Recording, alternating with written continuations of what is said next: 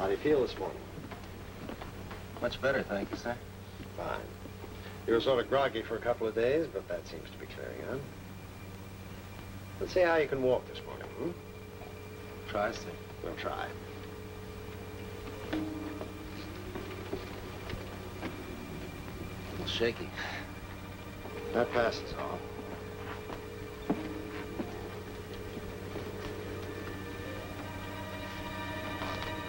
By the way, I don't think I know your name. Neither do I, sir. Don't you know who I am? That's why I tried my little experiment just now. I thought maybe if I popped it at you without warning, you'd just answer, and that'd be that. But you must know. My dog tag. You didn't have any dog tag when they brought you in. Must have been blown off. That's what makes it so tough. That'll be all for now, nurse. Help him back to his deck chair, please. Yes, Major.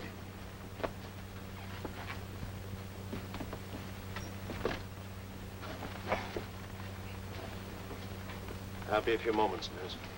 Yes, Major. I'll give it to you from the beginning, at least as much as we know. Maybe that'll help. You know where you are. On a hospital ship. Right. And you know where you were? No, sir. Well, let's start from there, then. When we were driving for Paris, the Nazis got together every bit of armor they could spare and hit our line south of the Seine. They broke through on a half-mile front, cut off quite a few men. One small group took cover in an old farmhouse, held them off for 2 days. We could see the whole thing through our field glasses, but we couldn't get help through to you. Then I was one of the men in that farmhouse? Mm-hmm. Second day, one of their dive bombers got through and blew the house to bits. That afternoon, we attacked, smashed them back. When the medical corpsmen searched the ruins, they found that there'd been only 4 men in that house. 3 of them were in such bad shape, they just collected their dog tags and buried them. 4th man was you. Then my dog tag was missing? No, not missing, exactly. It had been blown off you, just as theirs had been blown off then. I got the 4 of them right here. All you have to do is take a look at them. When you see your own name, you'll know it. Paul Gregor. That doesn't mean anything. Carl Granowski.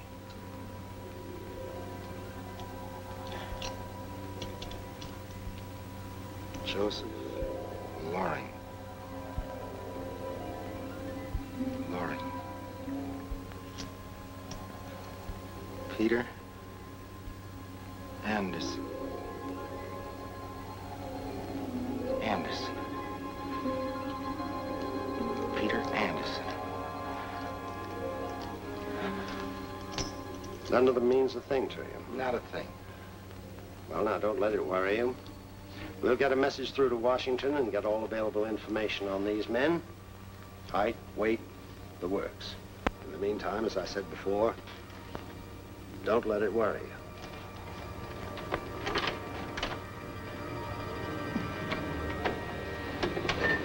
Don't let it worry.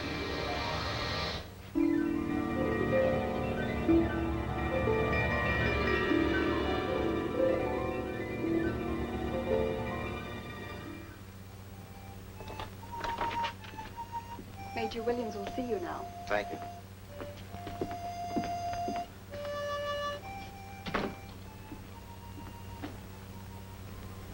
At ease. How tall are you? About 5'11"? Yes, sir. Weigh about 180. Yes, sir. McGregor was 5 feet 10 and a half. Loring and Granowski were 5 feet 11. Anderson was 6 feet. They were all within a few pounds of what you weigh. I'm afraid we don't know any more than we did. We'll have to let the whole thing go until we land. Then we'll forward your fingerprints, and the Army will get all the dope it can. You may be sure of that. Yes, sir. I have your travel orders here.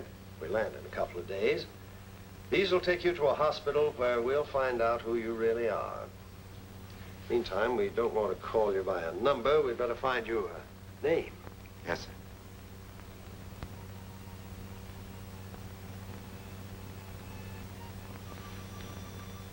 How about John?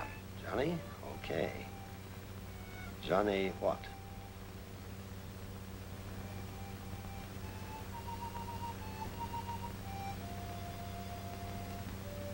Johnny March. How's that, sir? Good.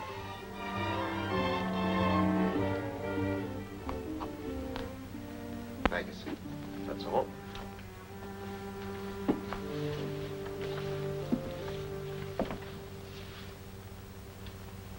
What is it, Johnny? About those 4 men, sir. If I'm one of them, could I have a list of their names and addresses?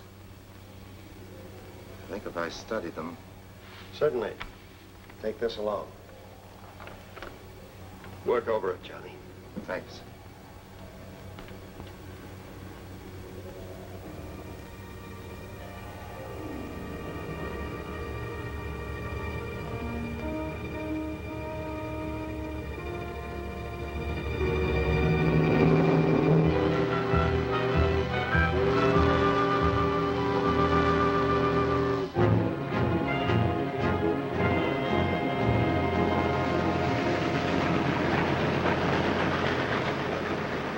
How about a smoke?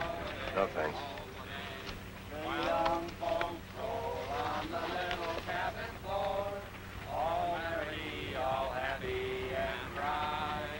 By and by our times come a-knocking at the door.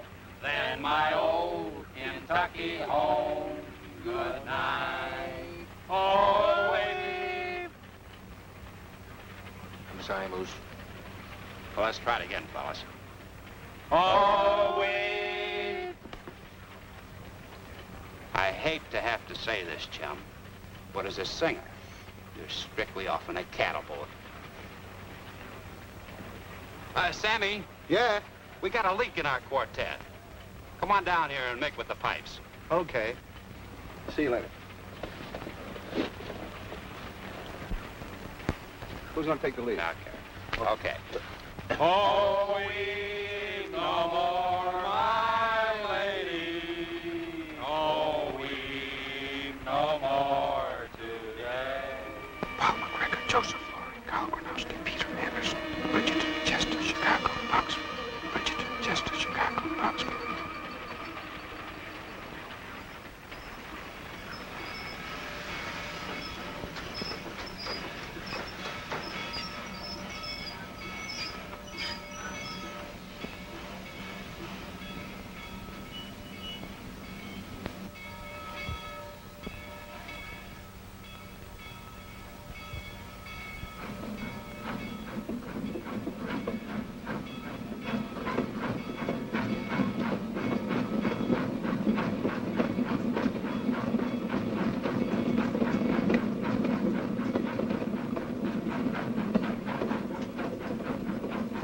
See you guys later. Okay, Sammy. Hey, Pablo, where's the guy I was sitting with? When the train stopped, he jumped off. He got off the train? Why didn't you stop him? Stop him? Why should I? I bet he's going AWOL. Who's going AWL, soldier? Huh? You heard what I said. Who's going AWL? I don't know what you're talking about. All I said is all is well, all is well. Stop stalling. I heard you the first time. Start talking.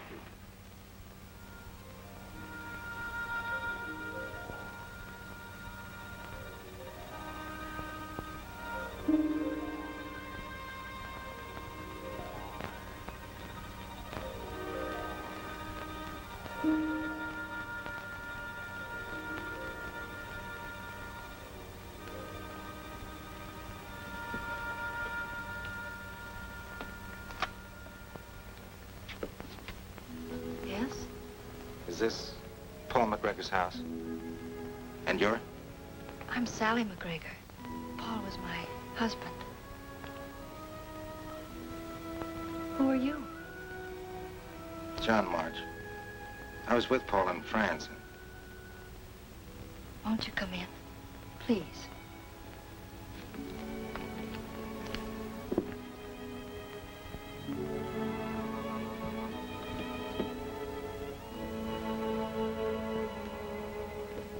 Did Mac Did he ask you to come and see me? No, it was my own idea. I just happened to be passing through, and I'm glad you did.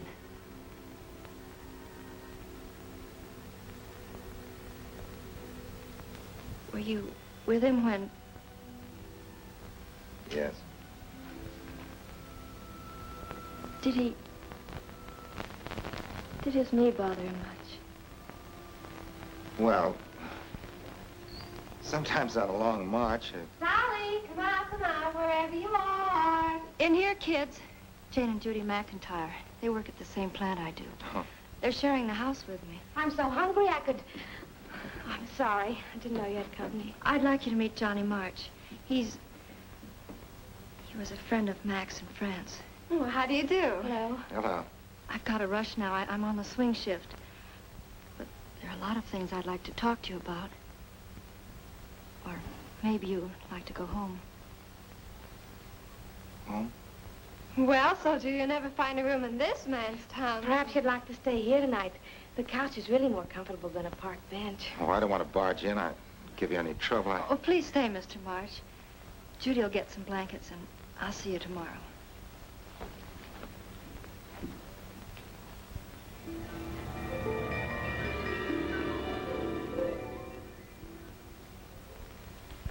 Don't spoil me, Johnny March.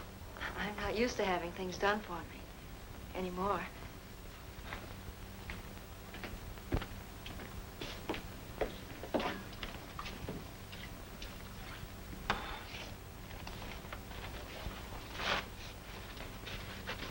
I'll get it. Thanks. There you are.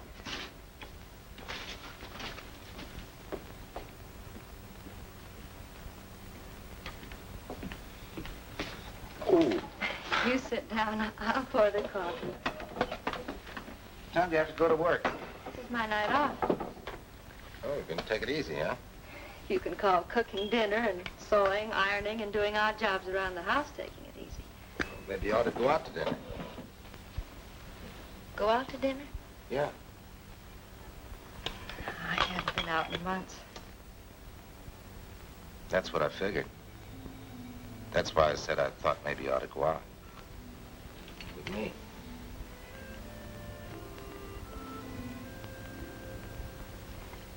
All right. I'd love to have dinner with you. Swell.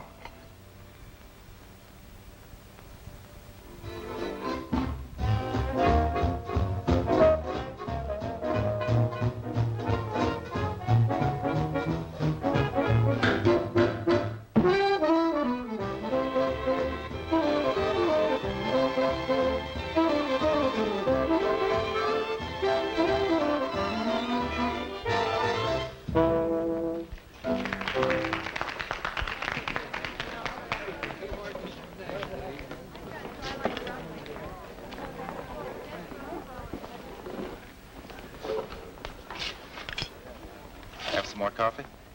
Nothing more, thanks. Having a good time? I don't know, Johnny. It's been so long, I've forgotten what it means to have a good time. I guess I am having a good time. Should I be? Of course you should. Mac could be the first one to want you to. I don't know. Mac didn't have much time for fun during the 6 months we were married. 6 months? Didn't Mac tell you? He owned a fleet of trucks, and his work kept him so busy on the road that we hardly had time to get used to each other when... Oh, they're the Bartletts. Mr. Bartlett gave Mac his first job. Do you want to ask them to sit down? Let's. Hello, Mrs. Bartlett. Mag. Sally, when did he get back? Oh, Sally, I'm sorry.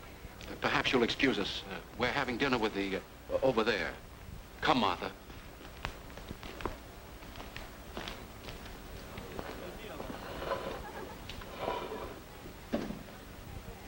You see, Johnny, I shouldn't have come here.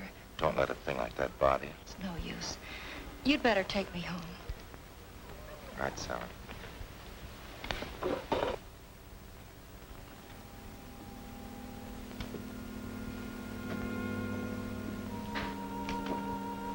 sorry about what happened tonight, Sally. Don't worry, Johnny. I'll see you in the morning. Don't go. I want to talk. I don't feel like talking now. Oh, you've got to snap out of this. I tried to. And you saw what happened. Sure, I saw what happened. I saw you quit. Quit without a fight. And now what do you want to do? You want to move out of town. Give up your friends, give up your home. Because it reminds you of Mac. Sally, it should remind you of Mac. He fought for this. He gave his life so that you could live here. Oh, please, Sally, listen to me. You can't stop living just because you were hurt. These surroundings are part of you, part of your life. You've got to love them again. The pictures that Mac helped you hang. And the chair next to the fireplace where he always smoked his pipe. Mac and his pipe. He never was without it, was he? Oh, that isn't the point. I was just trying to show you. Answer me, Johnny. Answer me. You lied to me. You never knew Mac. He never smoked a pipe in his life. Oh, please, Sally.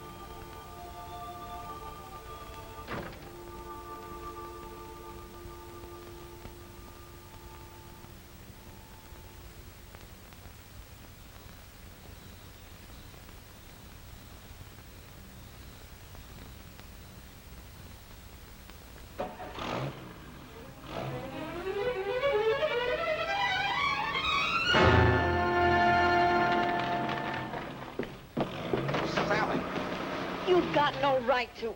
Why are you still here? If you had one bit of decency, you'd go. It's a good thing I didn't go. A good thing. That's because you knew my husband so well, isn't it? You and he were buddies. I was sitting on the front porch writing you a note when I heard the garage doors open. I don't have to give you that note now because I'm going to tell you about it. You're not going to tell me anything. I've heard enough from you already. Sally, you've got to listen. Oh, no, I don't. Please, Sally. Why don't you go home? Home? I thought this might be my home. It's a laugh. What are you talking about?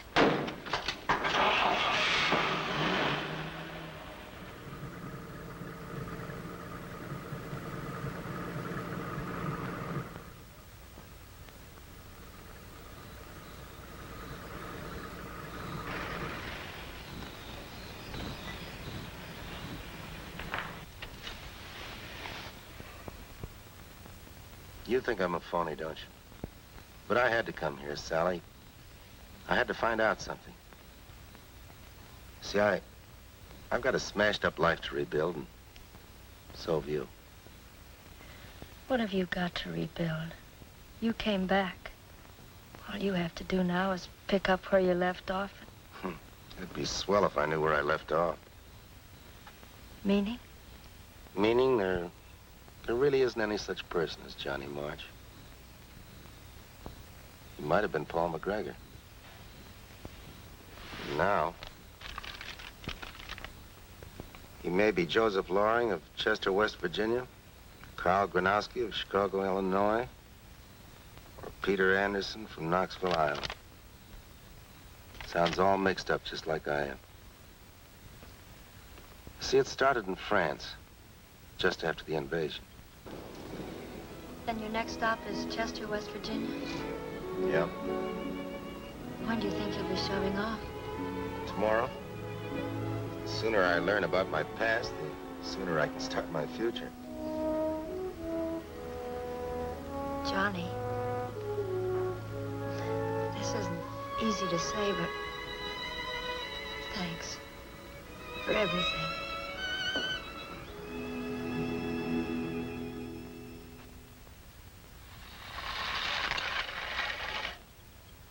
Better come in and get ready if you want that lift to New York. Stan will be here in a few minutes. All right.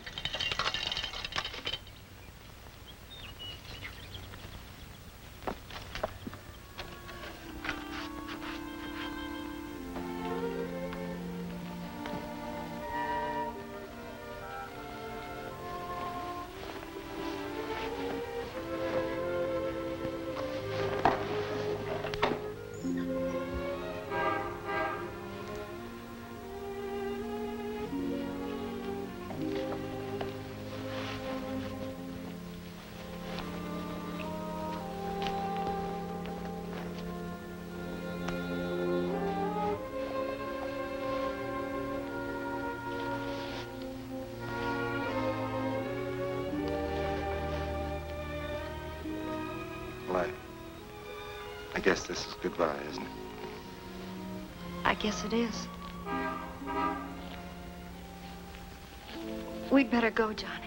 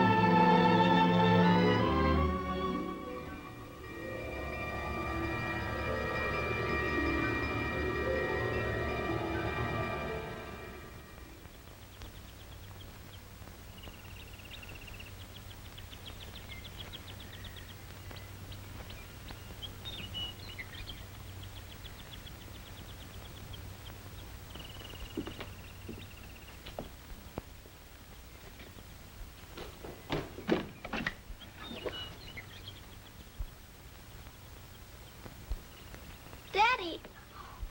Oh, Daddy, I'm so glad you've come back. You are my daddy, aren't you? They told me you wouldn't come, but I knew different. Of course you did. Where is your mother? Is she home? No, she's working at the hospital. Will she be home soon? In a little while. And oh, Daddy, I'm so glad you've come back.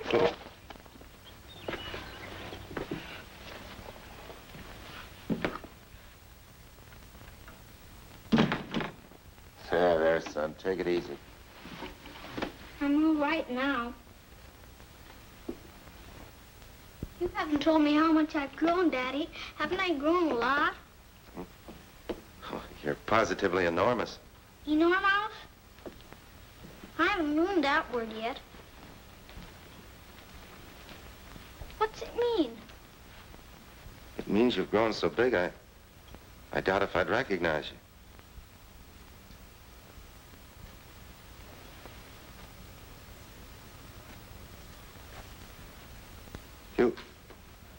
You haven't told me how your mother is. Pretty well, I suppose. She used to cry a lot at night and wake me up, but now I have my own room. Daddy? Daddy? Shh.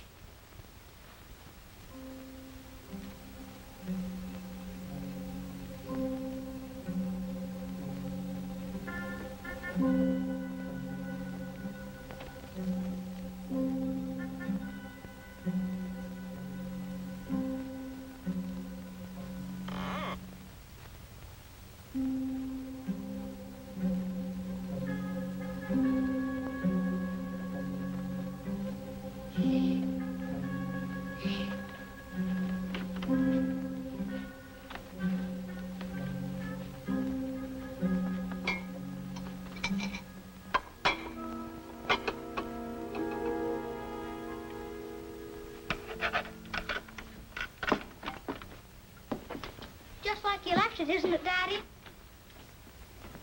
Will you work here all the time, not just nights? Why do you ask that? Well, Mommy said you did your best work here. She did?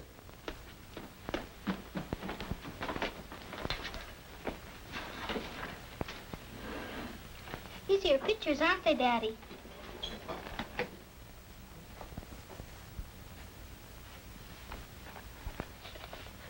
Say, this is all right. It's good, isn't it? Huh? When nobody was here, Daddy, I used to look at these pictures. You did?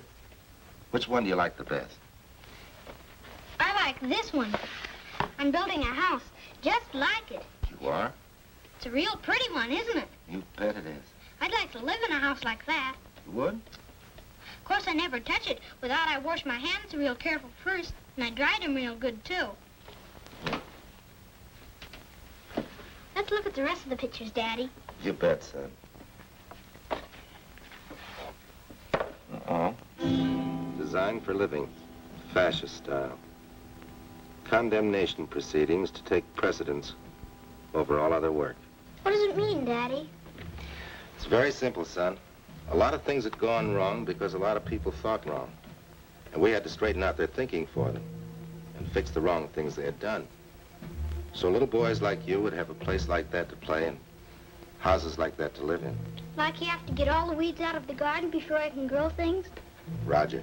And did you do it, Daddy? Did you fix all the bad things? Well, it isn't a job anyone can do by himself. I helped a little, I hope. And you see, it was a big job, and many people helped. But it'll take a long time before all the bad things are fixed.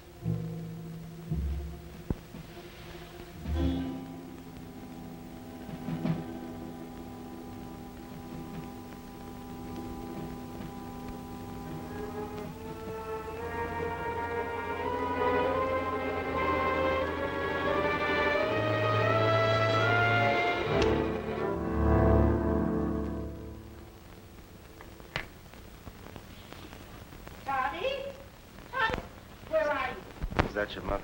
It's Miss Carew. She takes care of me when Mummy's in the hospital. I don't like her very much, Daddy. You better answer her.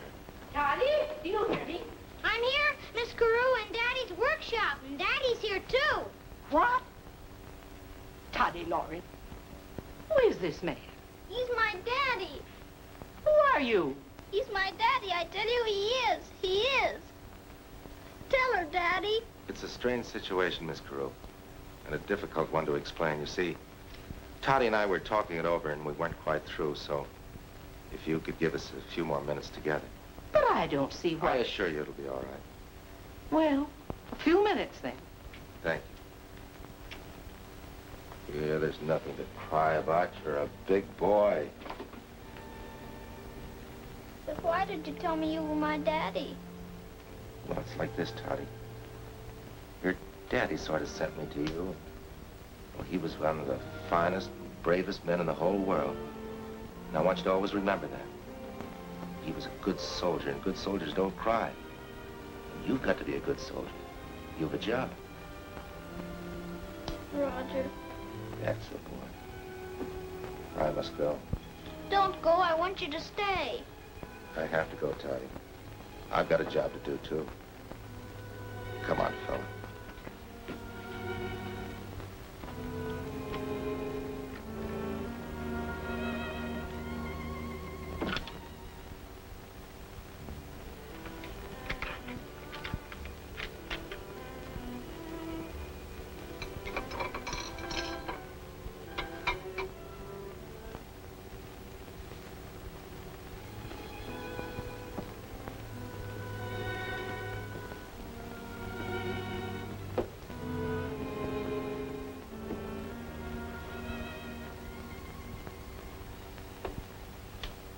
Goodbye, Todd.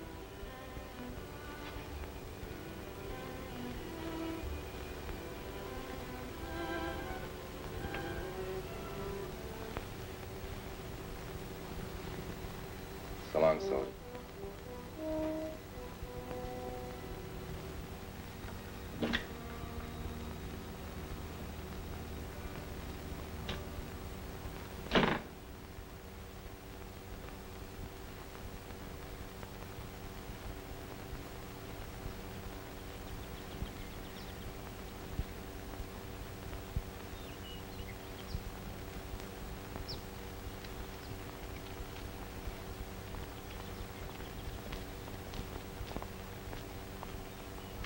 Are you looking for someone?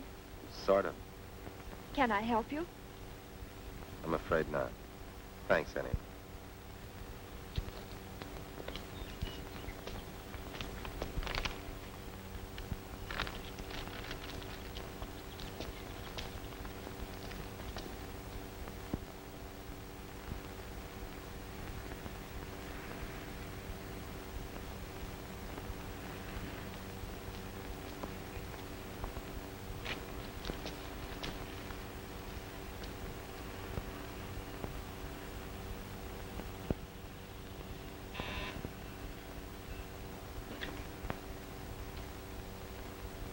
Yes?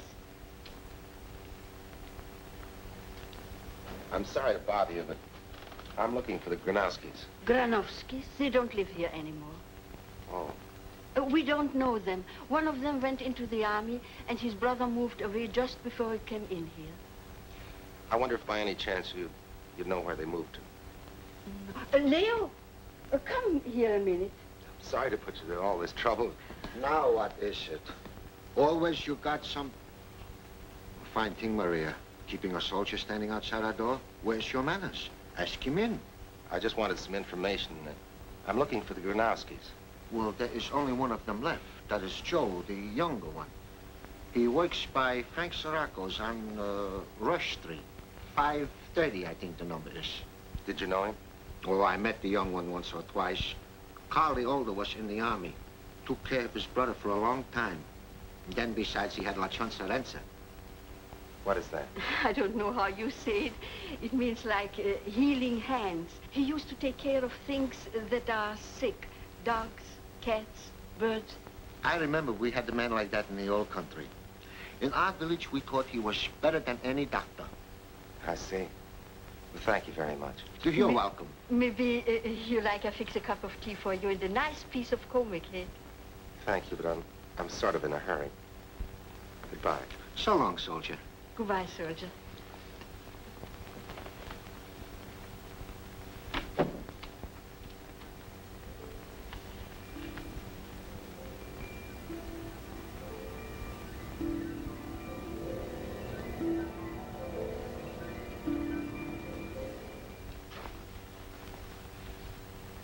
What'll it be, friend? Looking for Joe Granowski. Is he around? Yeah. He's in the back room through there. Thanks.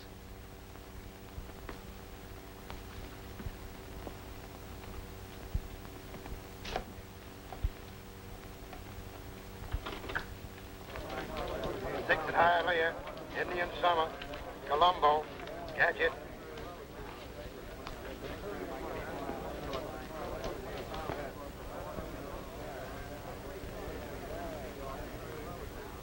Looking for someone, soldier?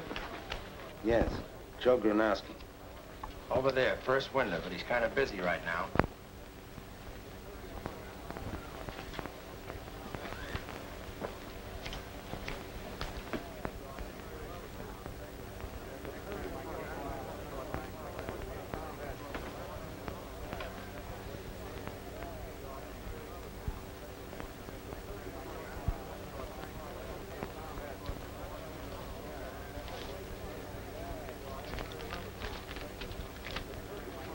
Attention, please.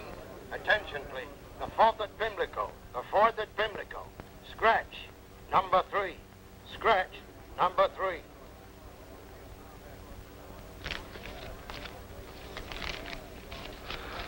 Hey, wait a minute. What's the idea? There isn't any idea. Did you know his brother by any chance? Sure I did. He worked for me 2 years before he went in the army. Why?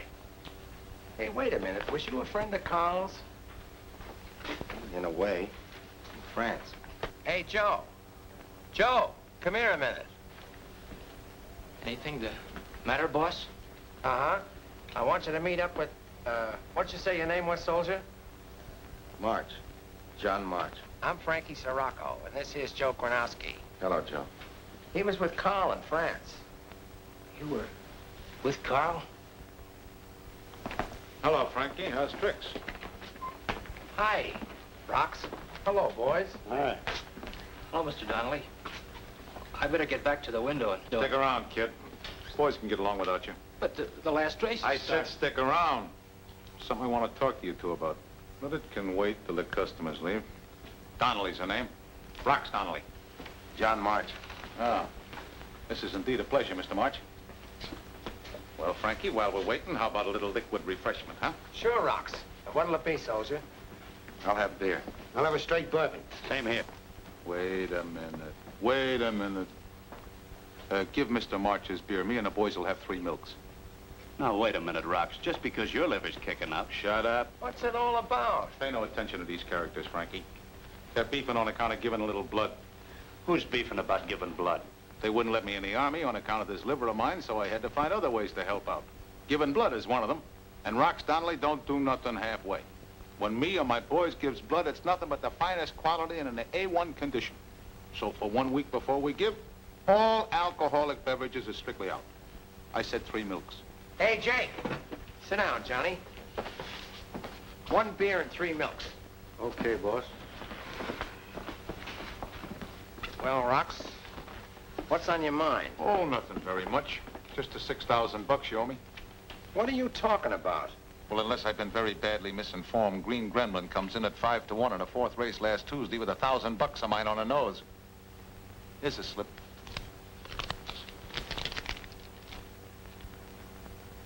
Joe, get me last Tuesday's book. There's no need to, Frankie. It's not in there. Well, you can say that again. But what I want to know is... Hey, wait a minute. That's right. I did it. Rox met me on the street and gave me the money to put on Green Gremlin. I needed that money. And I had a hot tip on another horse.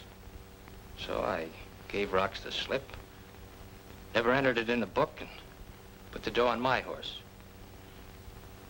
But Green Gremlin won. Oh, you dirty double-crossing... Let me take it. You must take your hands off me. Ah, the soldier's right, Frankie. Rough stuff ain't gonna get you no place. I put down $1,000 and my horse won. I don't care who pays me, but I want the $6 grand that's coming to me, and I want it now. Keep your shirt on. You'll get your dough. This is what I get for getting mixed up with a guy who's... Look out! Look out!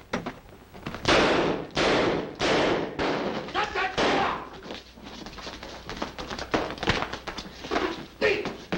Somebody turn on the lights. He's been hit twice in the shoulder and the chest. Somebody get an ambulance, quick. Call an ambulance. Who is this character? Danny Partridge. One of Reynolds' monkeys. Why would Spade be sending a guy around to put the heat on Joe? He wasn't after Joe. Me. You see, Frankie, I ain't been making any secret how I felt about that dough you owe me. Must have given Spade an idea. He figures if he can work this deal, it'll look like you and me had an altercation and you plugged me. Well, boys, guess we got a job to do. Let's get going. Okay. Oh, you better bring little Rollo. We may need him. It'll be a pleasure. Come on, unconscious. How do you feel, Joe? Not so good. Take it easy. The ambulance will be here in a few minutes. I always wanted to ride in an ambulance. Only what, Joe? would you do me a favor? Sure I will. Just in case things don't work out so good. Will you come to the hospital with me? You bet I will. I don't get it.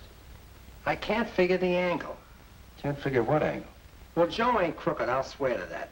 But this deal that he's trying to pull on me is more How's than the kid? Resting easy. That's doctor talk for a guy being out like a light. But they'll call us when he comes to. Hey, Rox, what's with the glim? Uh-oh. I guess I bumped into a door. I don't suppose nothing was happening to Spade Reynolds while all this was going on. Reynolds. I don't think I ever heard of the gentleman.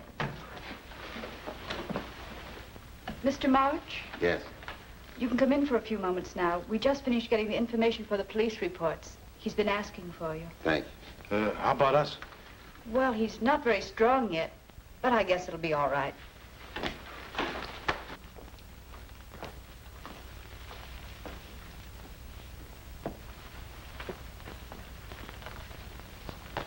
Well, Joe, looks like everything's okay. Yeah. Just my luck. Say, look here, kid, there's something I gotta know. Was you aware of the fact that Spade had a guy looking for me? Nah, not till I saw a guy standing there with a gun in his hand. Well, then why did you yell? If you'd have kept still and let him burn me down, you wouldn't have to worry about the $6,000. Why did I do it? I guess it's just that I'm a sucker. You think a guy that thinks enough of something to stop lead is a sucker? Don't you? I'm just wondering about your brother. You keep him out of this. Carl took care of both of us until he went in the Army. Just before he left, he told me he was fighting for a right. His right to become a doctor so he could help me. And look what it got him. I figured one chump like that in the family was enough. Well, if you had it figured out that way, why did you look out for me, a guy you just tried to double-cross? I just told you why. Because I'm a sucker. A chump. If you hadn't stopped them bullets, rocks would have been colder than a pair of Eskimos' ankles. And then nobody would have owed nobody nothing. Right, Rocks? Right. And as far as I'm concerned, if I may be permitted to borrow a phrase of my good friend Frankie, that's the way it is. That don't nobody owe nobody nothing.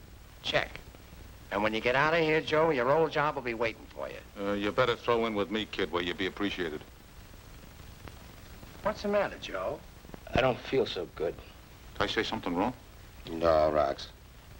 I think Joe wants to do something different. What do you mean? I think he might want to be a doctor. How did you know that? Well, that's what Carl wanted.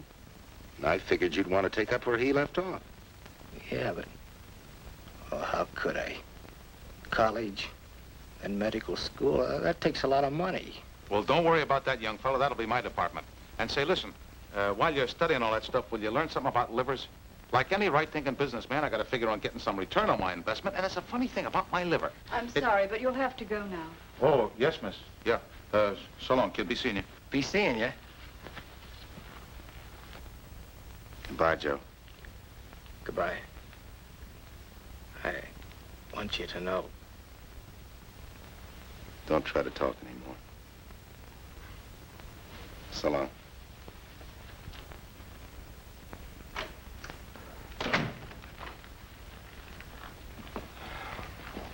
Where you going from here, Johnny? I'm going home. And where's that? Knoxville, Iowa. You ain't leaving tonight, are you? Yeah, just as soon as I get a bite to eat. Well, how about having dinner at my place? Well, You got to eat someplace. I'm going to throw a party. I want you to meet my girlfriend anyway. Bring him along, Frankie. Okay, Rocks.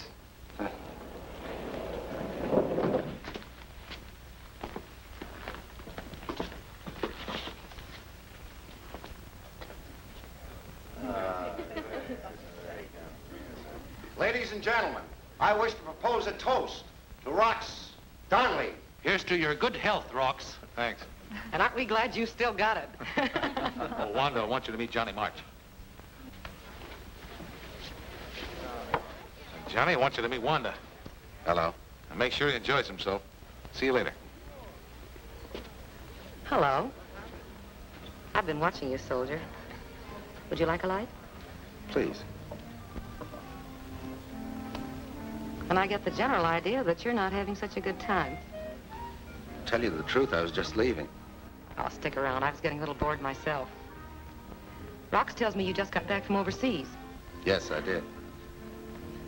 Well, after what you've been through, doesn't this sort of thing make you just a little sore?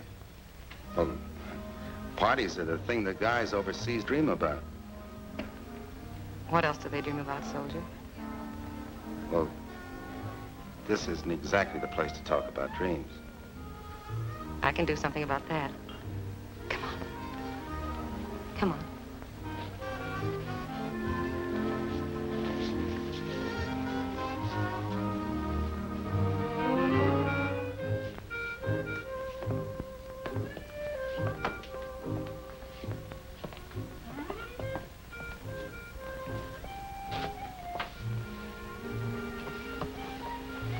Come on, tell me about those dreams.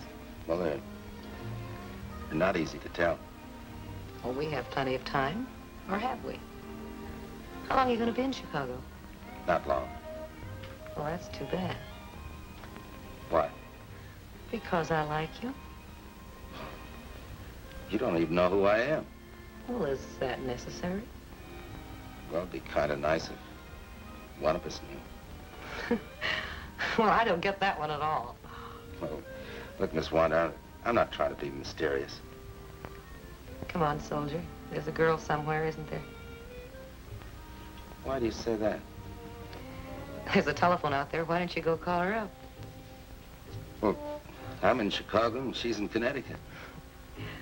Rox won't mind. He can afford it. Maybe this has been said before, but women are funny. Come on, don't give me any more arguments. Go on in there and phone her.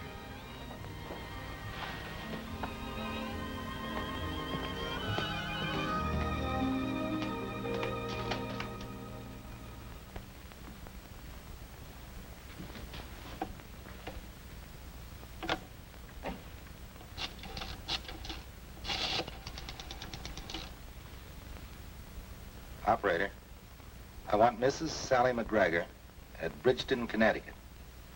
That's right, Bridgeton. Bridgeton.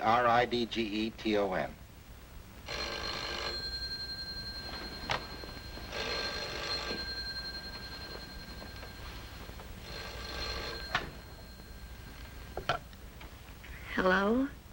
Hello, ready with your party? Hello, Sally. Who is it? Johnny. Johnny March? Where are you? Chicago. Have you found out anything? No, but there's only one more name left on the list, and that must be it. You mean Anderson in Knoxville, Iowa? Sally, you remembered. I remember lots of things, Johnny. Sally, would you come out to Knoxville to meet me there? But, Johnny, I didn't want to have to say it exactly this way, but I don't have to tell you that I love you, do I? You know that already. You must have known it the day I left. But, Johnny, darling, you're forgetting something, aren't you? A kind of important something? You don't even know yet whether you're married or not. I can't be. Why not? Well, I just can't be. It wouldn't be right. Well, if you were only here, I could tell you, or maybe I wouldn't have to tell you. This isn't a magazine story, Johnny. In real life, things don't always work out the way they're supposed to. I know. I guess you're right. I'll have to go see. It's the best way. Then when I get home, I'll call you again. I'll be waiting, Johnny. Bye.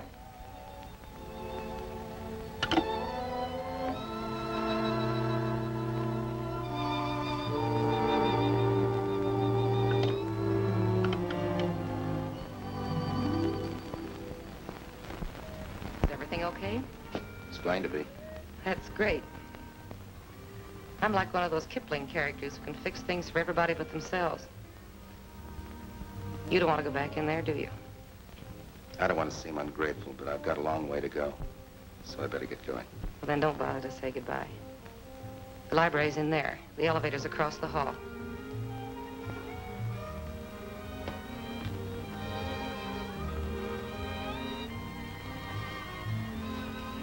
Good luck, soldier. So long.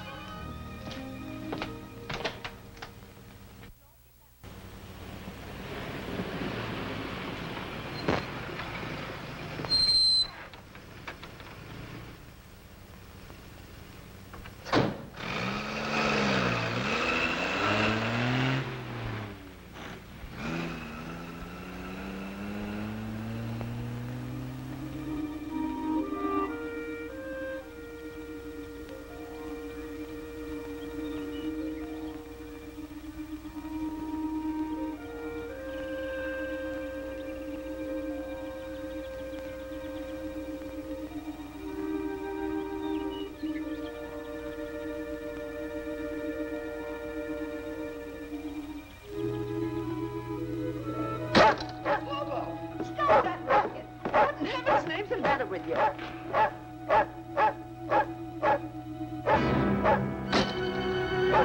Bring her in here.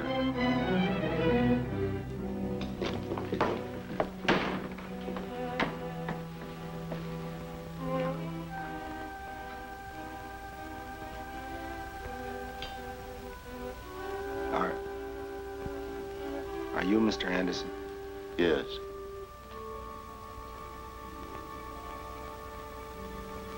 And I'm not. What's the matter, boy? Oh, nothing. I'm sorry about all this. It wasn't your fault. You see, we had a son about your age. For a long time, he was missing in action. Last week, we got official notice. Hobo's the one that's to blame.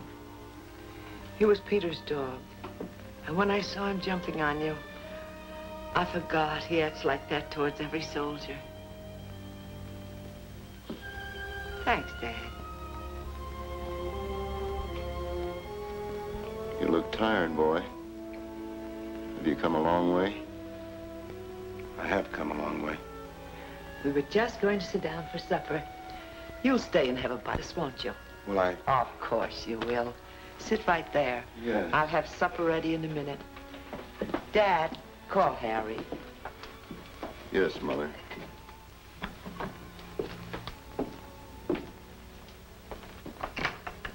Harry! Supper! Serve the stew, Dad.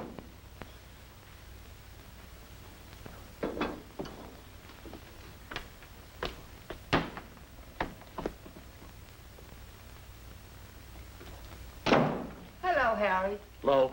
This is... You didn't tell us your name, son. John March. This is Johnny March. And this is Harry Parker. Hello, Harry. Harry works for us. All right, Dad. Dear Lord, inasmuch as this food of which we are about to partake comes to us out of thine infinite loving kindness, grant that for what we are about to receive, we shall be truly grateful. Amen. Amen.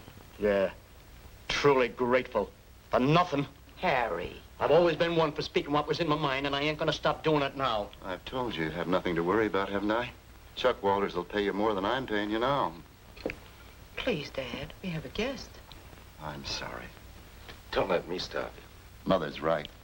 It's just that, well, we don't have much company, and I guess I've let my manners get sort of rusty. I should say you'd have a lot of guests if you invited everybody as casually as you did me. Especially not knowing anything about me or who I am. You wear the same uniform our boy wore, son. That's enough for Dad and me. You knew Peter, didn't you? Yes. I was with him in France when he was killed.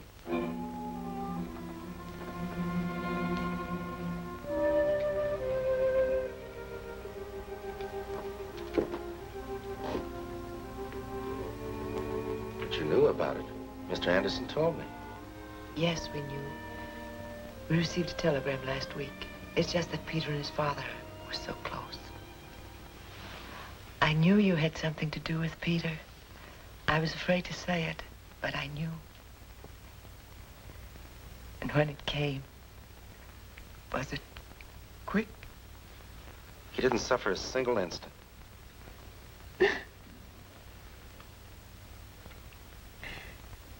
I know how difficult it must be for you to talk about it, especially when you're so tired. Would you like to go out and sit on the porch for a while with Dad? Or would you rather go to your room? My room? You're staying overnight, aren't you? Well, to tell you the truth, I hadn't planned on... Are they expecting you someplace else? No. Then you will stay, won't you? As a favor to us. I'd love to, thanks. Good. Now finish your supper, and I'll look after Dad.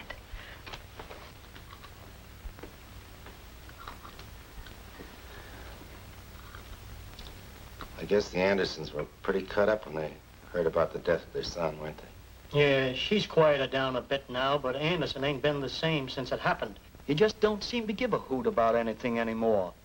That's why he's getting rid of the place. Selling out? Yeah. Tomorrow, lock, stock, and barrel. They're moving into town. Mrs. Anderson don't want to go. Neither do I. We've argued with him for hours at a time, but it don't do no good. Certainly in a hurry, wasn't he? He says the sooner the better. That's 'cause everything about the place reminds him of the boy. Finished, son? Yes, thanks. How's Mr. Anderson? He's all right. He isn't as young as he used to be, and things upset him more somehow. I've certainly caused a lot of trouble around here, haven't I? First you and then Mr. Anderson. Don't you give it another thought. We're glad you came, for a lot of reasons. I'm thinking you need a little rest, Johnny. Thanks. I am tired.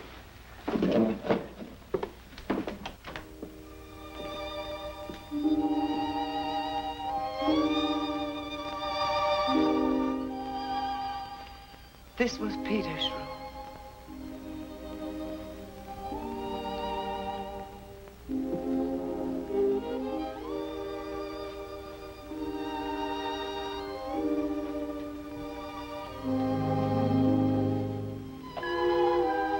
He was the proudest kid in the country the day he won that 4-H prize.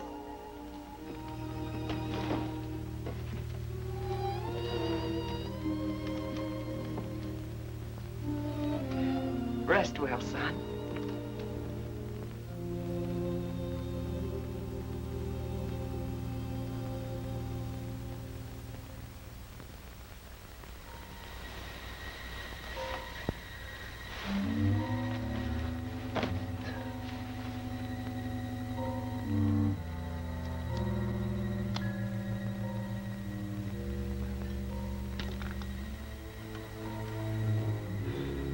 By the way, I don't think I know your name.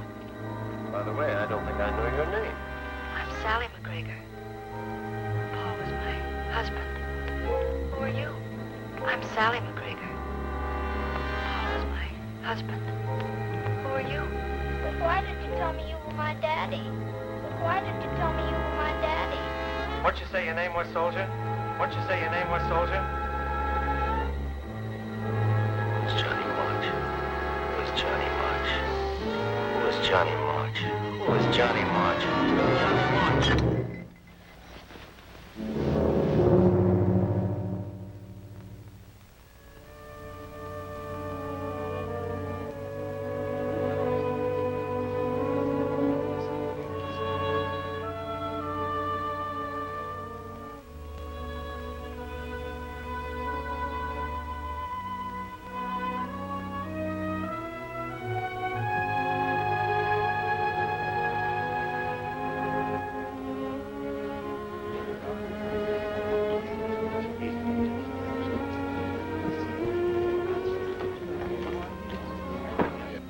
Kind of got you down, hasn't it?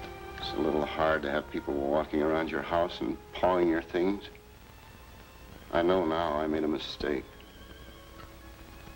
I guess I'll just sit up here out of the way until it's over.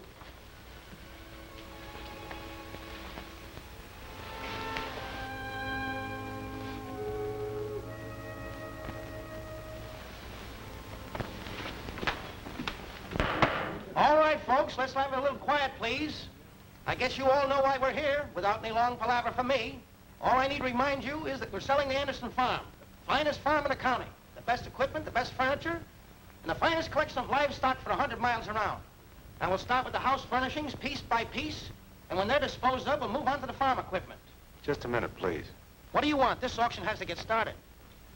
I'd like to say a word to these folks before this sale takes place. We ain't got any time for that now. Ladies and gentlemen, as I was about to say, Let's hear what the soldier has to say, Sid. Thanks. It's just that I don't think this auction should be held. I know that Mr. Anderson decided to sell this farm, but when he made that decision, he wasn't himself. I think you all know the reason why. You see, this just wasn't a farm to him. It was something far more precious, something that he and his son had built together. Now that son is gone. But as long as this farm endures, something of that boy will remain to give hope and consolation to two hearts. His father's and his mother's. Mr. Anderson doesn't see it that way now, but he will. For there isn't anything more important in the whole world than the love of a mother and a father for a boy that's gone.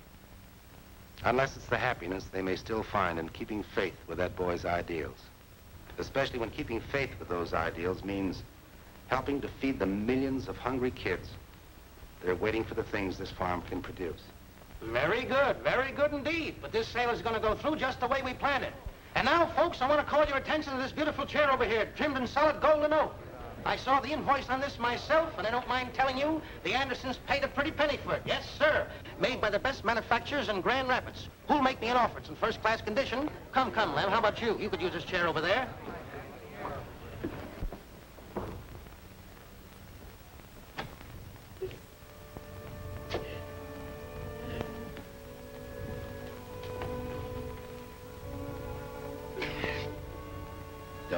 Mrs. Anderson. Nothing's going to be settled. You're going to stay right here where you belong.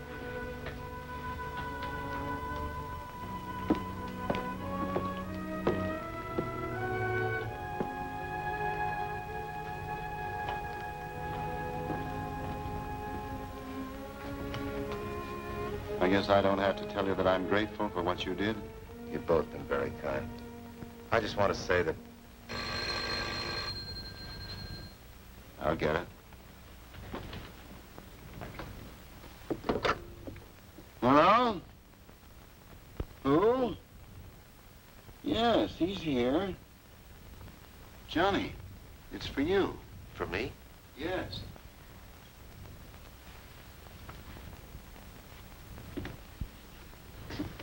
Hello? What?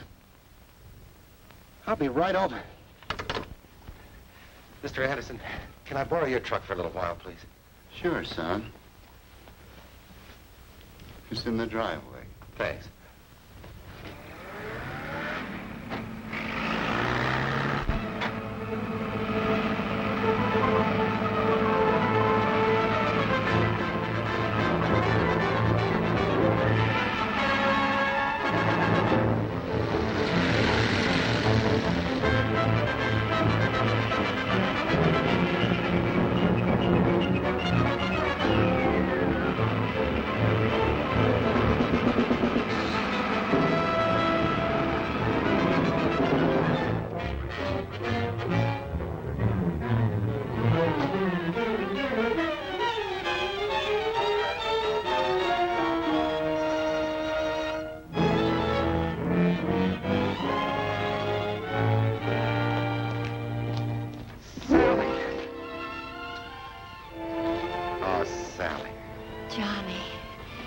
Everything all right?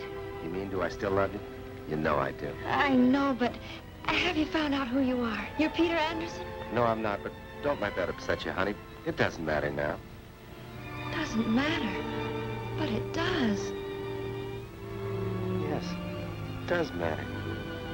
It does matter who I am, doesn't it? You said it, Bub. You speaking to me?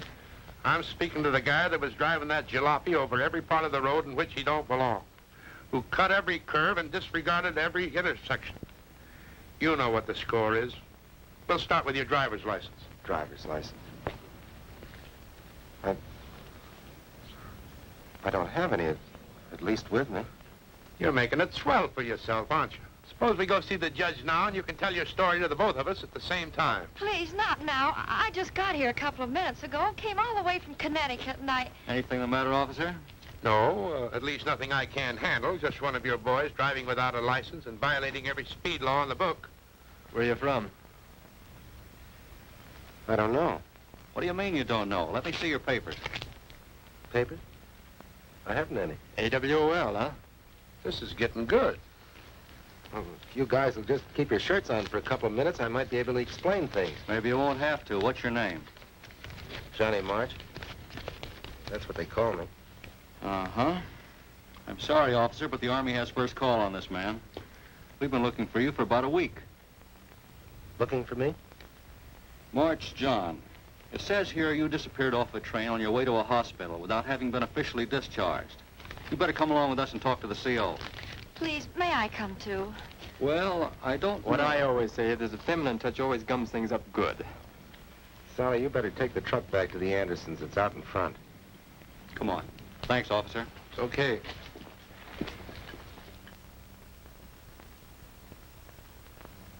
And I didn't think I was actually doing anything wrong, sir. Jumping off your train, not notifying your commanding officer of your whereabouts for 1 week? See, I was just trying to establish my identity. That's the Army's job, not yours. Private March, you were AWOL. And until I receive further information regarding you, you will be confined to the guardhouse. Yes, sir.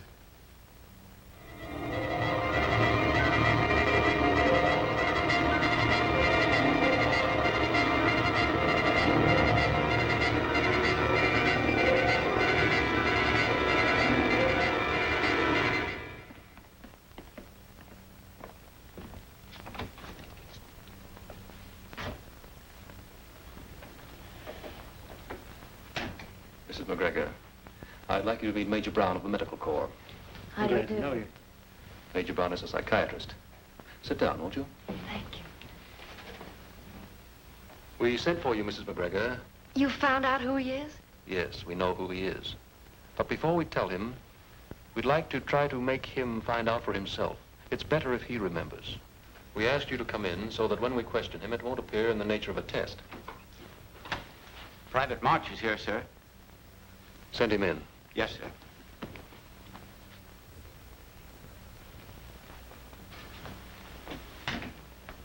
At ease. Thank you, sir. Private March, just before you came in, we were having a little discussion. Perhaps you can settle it for us.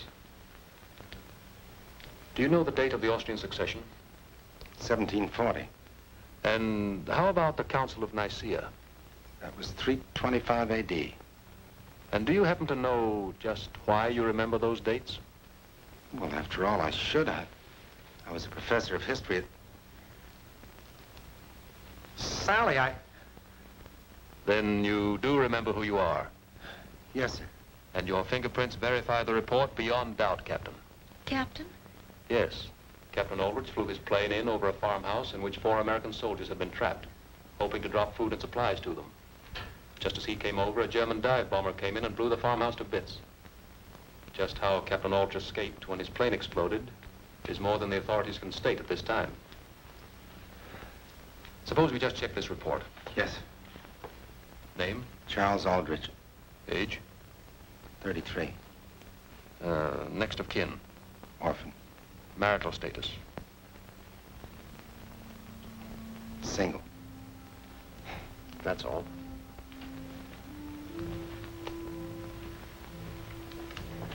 Occupation. Occupation. He's a father, a brother, a son, a husband. He's a doctor, a farmer, an architect, a truck driver. He is all men. The principles they believed in and fought for are still living in him. And from now on, it's going to be his job to stand for those things. Because when Johnny March came home, they came home too.